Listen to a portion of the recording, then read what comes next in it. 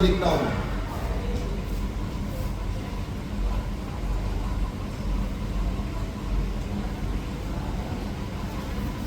खेत किसको बोलते हैं, कौन बताएगा? 1 2 3 4 5 6 7 बोलो क्या नाम है आपका? Sidra and Ruqaiya. Very good. Sidra ने भी अच्छा आंसर दिए थे। अब रुकैया बोल रहे, बोलो। शाबाश, वेरी गुड। जहां पर फसलें उगाई जाती है, हम लोग जो खाना खाते हैं ना, क्या क्या खाते हैं हम लोग खाने के अंदर?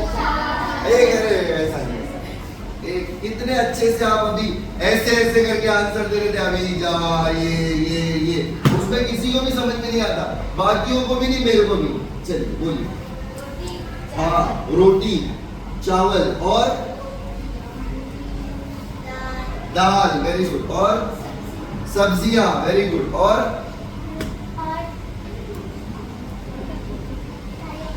करेला, वेरी गुड। अच्छा, इस लाइन में कौन सी फसल का नाम आया है, कौन बताएगा?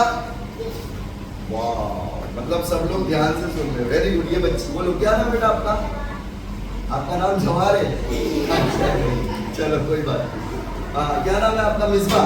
हाँ, वेरी गुड। मिसबा ने देखो बताया है कि हम इस लाइन के अंदर जवार इस फसल का नाम आया है। चलो हम लोग वापस आगे देखते हैं। तो खेत किसको बोलते हैं? जहां पर हमारे खाने की चीजें उगाई जाती है, फसलें उगाई जाती है।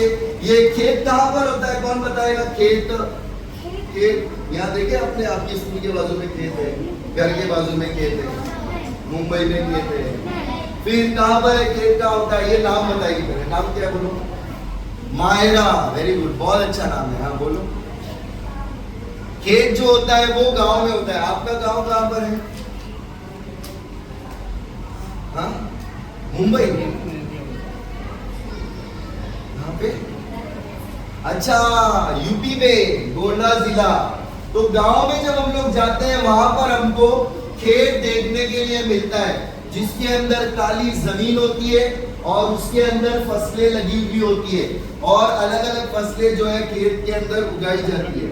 तो फिर यहाँ पर वापस हम लोग देखते हैं। एक चिड़िया ने जवार के खेत में घोंसला बनाया। एक चिड़िया ने जो है, जवार का खेत था, पूरा खेत जो है वो जवारी से, जवार जो होती है वो क्या है? फसल का नाम है। जवार से क्या बनाई जाती है? रोटी बनाई जाती है, और बहुत अच्छी ग़िज़ा है। जो जवार की रोटी होती है वो बहुत अच्छी होती है, हमारी सेहत के लिए भी अच्छी होती है। हम लोग नॉर्मली कौन सी रोटी खाते हैं? यस, गेहूं की रोटी खाते हैं। हम लोग गेहूं की रोटी खाते हैं।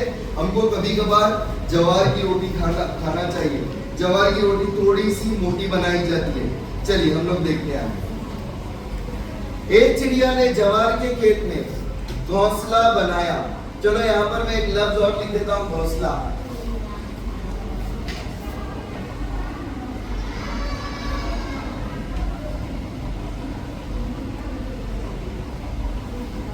एक चिड़िया ने जो है अपने एक जवार के खेत में घोंसला बनाया।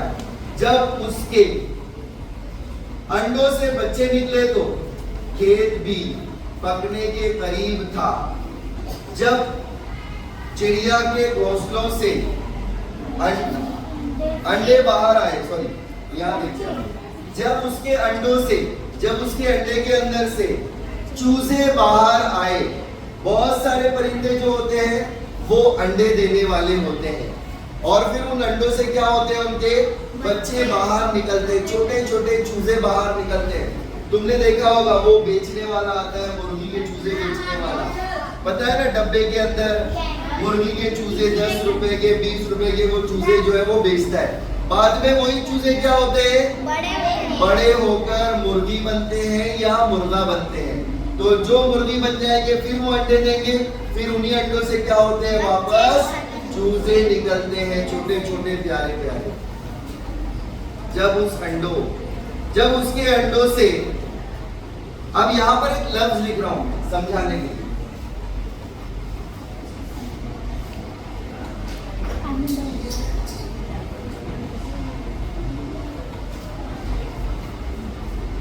ये लफ्ज है अंडो। अब ये अंडो जो लफ्ज है, ये लफ्ज जो है जब 1 2 यहां पर ऐसे बना लेते हैं 1 2 3 4 मतलब 1 से ज्यादा, अगर 1 से ज्यादा 1 नहीं रहेगा, 2 रहेंगे, 3 रहेंगे, 4 रहेंगे, तो हम लोग उनको क्या बोलेंगे? हाँ, बहुत सारे अंडे रहेंगे तो हम लोग उसको अंडे या अंडों भी बोल सकते हैं। और सिर्फ 1 रहेगा तो हम लोग क्या बोलेंगे उसको? अच्छा, 1 और बहुत सारे, इसको उर्दू में क्या बोलते हैं पता है किसी को? यस, वेरी गुड, ऐसे नहीं बोलना है। शाबाश, देखो बच्ची बोलते बोलते रुक गई, कितनी अच्छी बच्ची है। जैसे ही पता चला कि सबको एक साथ नहीं बोलना है, चिल्लाकर नहीं बोलना है, तो बच्ची रुक गई। हाँ बोलो बेटा। हाँ, इसको क्या बोलते हैं? वाहिद और जमा। इस लाइन में एक और जमा का लफ्ज आया है, वो मैं यहाँ पर लिख देता हूँ। हाँ, वो बच्ची बताना चाहिए। हाँ बोलो बेटा। पकने और पकने नहीं, और बताओ। Yes, absolute. मैं लिखने जा रहा था लेकिन मैं बोला सोचा आप में से अगर कोई बताए तो वो ज्यादा अच्छा रहेगा, तो यहाँ पर हम लोग लिखते हैं बच्चे। बच्चे। अच्छा, अगर हम लोग ये बच्चे जो है, ये कौन सा लफ्ज है? जमा का लफ्ज है। अगर इसका हम लोग वाहिद लेंगे तो क्या हो जाएगा? कौन कौन बता सकता है? यस, बोलो बेटा। बच्चा। बच्चा लफ्ज क्या हो जाएगा? वो मैं यहाँ वो लफ्ज भी लिख देता हूं।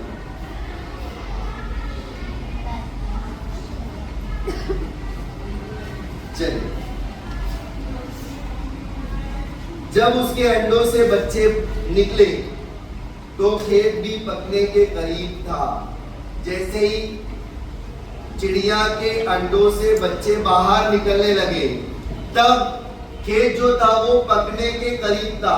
जैसे हमारे चावल पक जाते तो खेत क्या स्टोव पे रखा हुआ था, पक रहा था वो चावल। हम लोग स्टोव पे रखते तो चावल बोलते ना पक गए चावल, दाल पक गई बोलते ना, तो स्टोव पे रखा हुआ था खेत। तो फिर याद क्यों बोल रहा है? वो पकने के करीब था।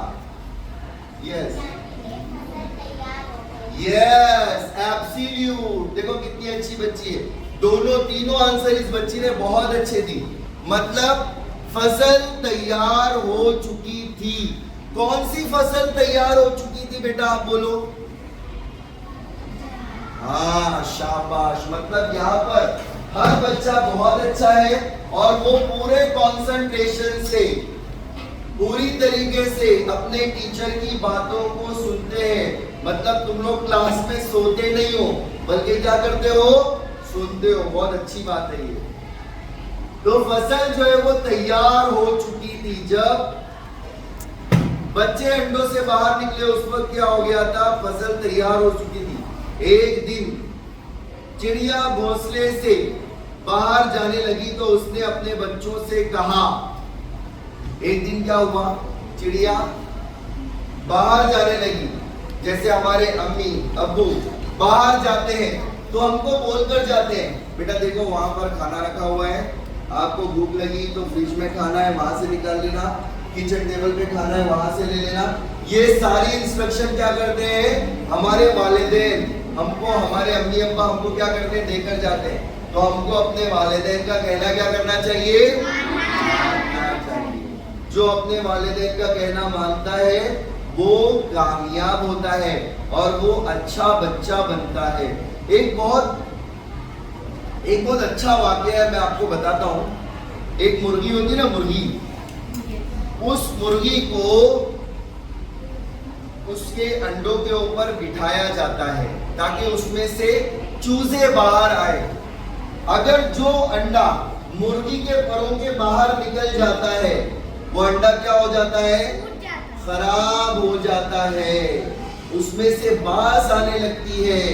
हमको भी अपने वालिदैन की फरमाबरदारी में, अपने वालिदैन के परों के नीचे रहना चाहिए। उसकी वजह से क्या होगा? हम लोग अच्छे बनेंगे। और अगर हमने अपने वालिदैन का कहना नहीं माना तो फिर क्या हो जाएंगे? हम भी बुरे बन जाएंगे। इसलिए कोशिश करना है हमको अपने वालिदैन का कहना मानना है। चलो, यहाँ पर एक लफ्ज मैं बताना चाह रहा हूँ तुमको। एक दिन चिड़िया घोंसले से बाहर जाने लगी। यहां पर देखो एक लफ्ज आया है दिन।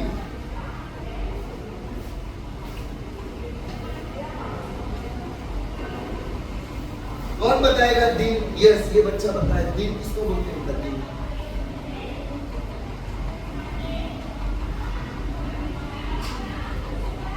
अरे अभी वो क्या है? जहां दिख रहा है वो दिन।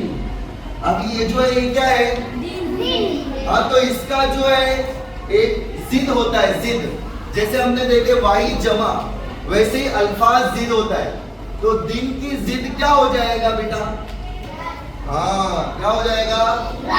दिन की जिद जो है वो रात हो जाएगी। देखो यहाँ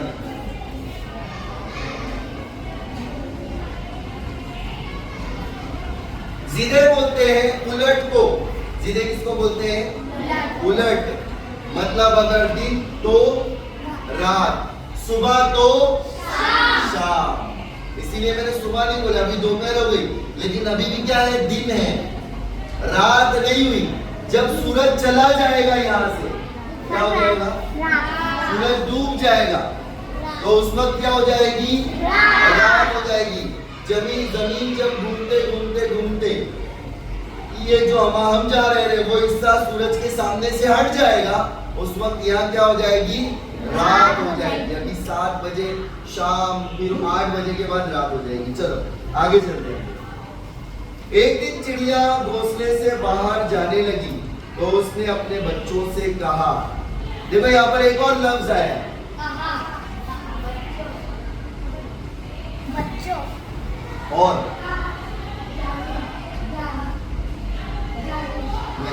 नहीं, हाँ, ये लफ्ज मैं बताना चाह रहा था।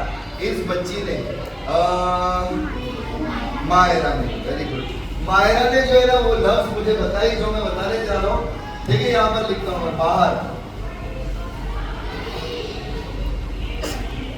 इस लफ्ज का क्या पूछने वाला हूं मैं? Yes, absolute.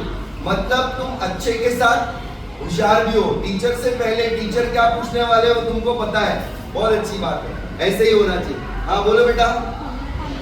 हाँ, क्या हो जाएगा? बाहर, अंदर, बाहर, अंदर, क्लास के बाहर, क्लास के अंदर। समझ में आया? वो भी हम लोग लिखेंगे।